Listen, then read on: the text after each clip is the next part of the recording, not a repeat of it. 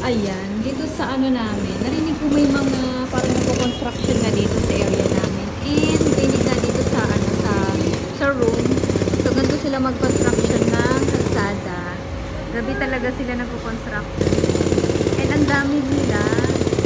Tapos pang ang bilis lang ng proseso nila. Oh. Ano yung ginagawa nila?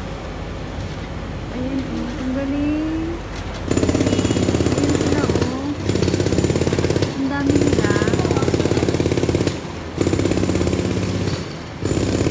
Ayan yung ano yun, construction, eme-eme. Ang galing naman. Ang galing, no?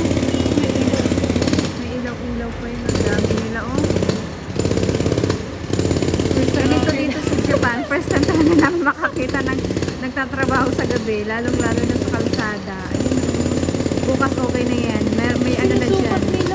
Meron ng trend dyan. Ayan, oh.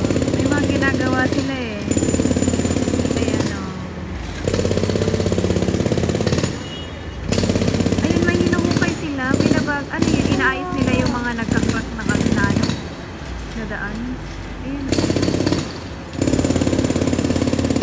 Ay, yung ano, poste ata ate. Ayun po. Nililipat niya. Nililipat nila. Ayaw nga mo kasi tinatanggal nila. Ay, inaayos